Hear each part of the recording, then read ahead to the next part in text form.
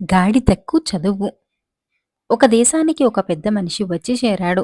తాను మహా విద్వాంసుడినని, ఎంత చదువు రాని వారికైనా చదువు చెప్పగలనని ఆయన అడిగిన వారికల్లా చెప్పుకున్నాడు. కాలక్రమాన ఈ వార్త ఆ దేశపు రాజుకు తెలిసింది. ఆయన ఈ విద్వాంసుణ్ణి తన కొలువుకు పిలిపించి, ఏమయ్యా, నువ్వు ఎటువంటి సుంటలకైనా చదువు చెబుతావని విన్నాను, నిజమేనా అని అడిగాడు.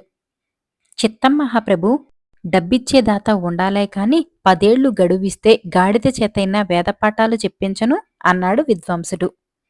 మా దివాణంలో ఒక గాడిద ఉన్నది, దానిచేత వేదం చెప్పించటానికి ఏం తీసుకుంటావు అని అడిగాడు రాజు. 10 ఏళ్లు గడువివ్వండి, నెల ఒక్కింటికి 1000 వరహాలిప్పించండి అన్నాడు విద్వాంసుడు. 10 ఏళ్ల అనంతరం గాడిద వేదం చదవలేకపోతే నీ తల తీయిస్తాను, తెలిసిందా అన్నాడు రాజు. నిరభ్యంతరంగా తీయించండి అన్నాడు విద్వాంసుడు. రాజు ఆ రోజునే విద్వాంసుణ్ణి 1000 వరహాల నెలజీతం మీద గాడిదకు ఉపాధ్యాయుడిగా నియమించాడు. ఇదంతా చూసిన ఆప్తుడొకడు విద్వాంసుడితో, ఇదేం పని, 100 ఏళ్లకు మాత్రం గాడిద వేదపాఠాలు చదువుతుందా?